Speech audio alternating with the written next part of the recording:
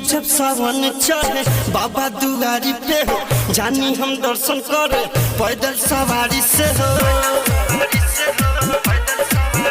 हाँ हाँ हाँ जब जब सावन चढ़े बाबा दुआरी पे हो जानी हम दर्शन करे पैदल सवारी पे हो। भोला के चला है दाना गहन मारी ले रे गाजा भरी के बोतल से वाटर गहन मारी ले रे गाजा भरी के बोतल से वाटर गहन मारी ले रे गाजा भरी के बोतल से वाटर गहन मारी ले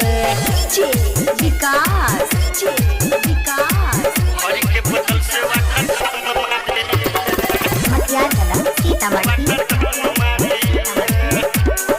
भरी के बोतल से वाटर गहन मारी ले आज झीलम सलाही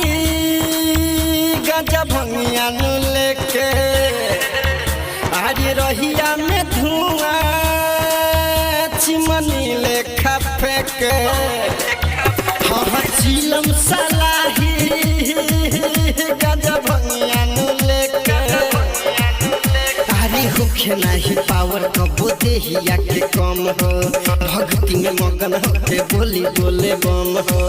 कितनो चढ़ाई पड़े बाबा के नाम से हो सुइया पहाड़ चढ़ी जाई आराम से हो खेला पीरा नहीं हम मान ले रे गाजा भरी के चिलम और वाटर गन मार ले रे गाजा भरी के बोतल से वाटर गन मार ले रे गाजा भरी के बोतल से वाटर गन मार ले Mixed by Sweet Entertainment. भरी के बोतल से वाटर गन मार मटियाला सीतामढ़ी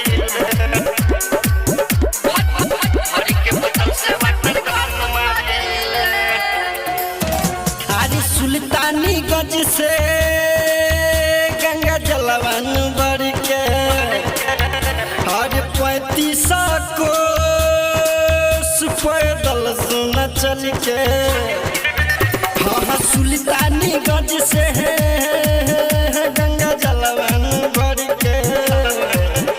अरे कान्हे पक्का मर लेके करी लेना मन हो हर साल जाइले हम करे दर्शन हो।